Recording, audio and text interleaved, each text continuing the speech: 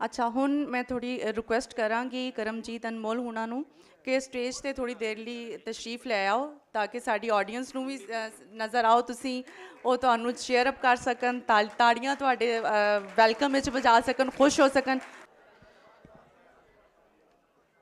ਹਾਂਜੀ ਸਭ ਤੋਂ ਪਹਿਲਾਂ ਵਾਹਿਗੁਰੂ ਜੀ ਕਾ ਖਾਲਸਾ ਸ਼੍ਰੀ ਵਾਹਿਗੁਰੂ ਜੀ ਕੀ ਫਤਿਹ। ਸਤਿ ਸ਼੍ਰੀ ਅਕਾਲ, ਸਲਾਮ, ਨਮਸਤੇ। मैं एक सब तो पहला एक अपने दिल की गल कहन लगा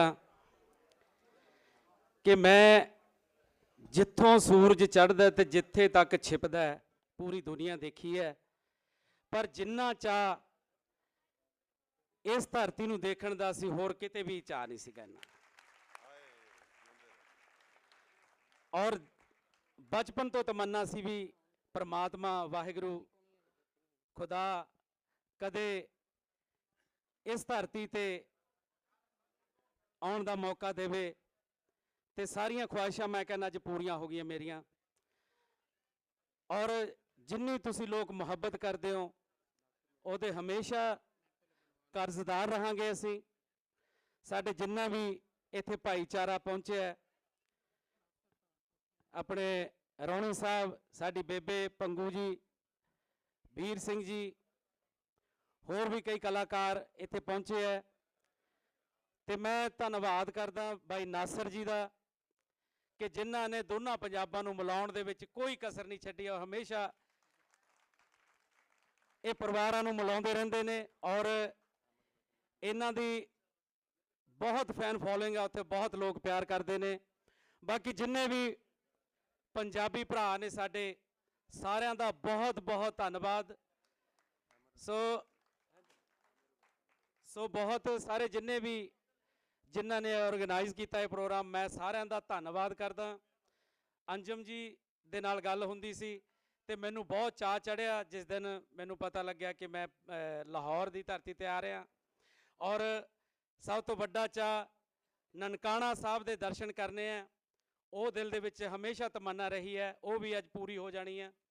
सो मैं तुहाडा सारियां दा धन्नवाद करदा और परमात्मा अगे वाहिगुरू अगे खुदा अगे यही अरदास करदा, यही दुआ करदा कि साडे मुल्कां दी दोवां दियां इदां ही सांझां बड़ियां रहन, इदां ही एक दूजे नूं प्यार दे तोहफे दिंदे रहिए, एक दूजे नाल मिल जुल के रहिए और साडा जिहड़ा प्यार है, जिहड़ी मुहब्बत है, वो दुनिया दे नक्शे दे उत्ते मिसाल बन के उभरे।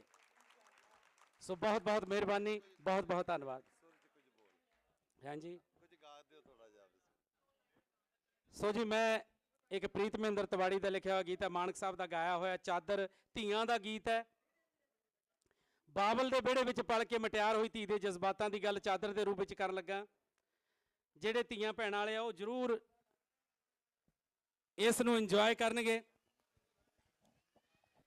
बूर पिया अंबियां नूं माए विच खेती कणकां पक्कियां दे पांबड़ वर्गियां धीआं नी तू सांभ बुकल विच रखियां। गिणवे दिनां दियां सांझां वे बाबल असी सिदकां नाल निभाइयां। कूंजां वांग परौणियां धीआं वे तेरे वेड़े दो दिन आईयां। मैं चादर कढ़दी नी गिण तोपे पावां, मैं चादर कढ़दी नी गिण तोपे पावां। जामण दी छां हेठां नी मैं पीड़ा डावां। चिड़ियां दी चीची नी तोत्यां दी टुकनी दिल फड़ के सोचां नी नाले शर्मावा। दिल फड़ के सोचानी नाले शर्मावा। मैं चादर कढ़दी नी उत्ते तोते पावां, तोते पावां, तोते पावां, तोते पावां। मैं चादर कढ़दी नी उत्ते तोते पावां। धन हुसन जवानी नी मावां ठंडियां छावां। फिकरां विच डुबिया नी ਬਾਬਲ ਭੋਲਾ ਫਿਕਰਾਂ ਵਿੱਚ ਡੁੱਬਿਆ ਨੀ, ਮੇਰਾ ਬਾਬਲ ਭੋਲਾ। ਮੈਂ ਪਿਓ ਦੀ ਚਿੱਟੀ ਪਗੜੀ ਨੂੰ ਕਦੇ ਦਾਗ ਨਾ ਲਾਵਾਂ, ਮੈਂ ਪਿਓ ਦੀ ਚਿੱਟੀ ਪਗੜੀ ਨੂੰ ਕਦੇ ਦਾਗ ਨਾ ਲਾਵਾਂ। ਮਿਹਰਬਾਨੀ ਜੀ, ਸ਼ੁਕਰੀਆ, ਥੈਂਕ ਯੂ।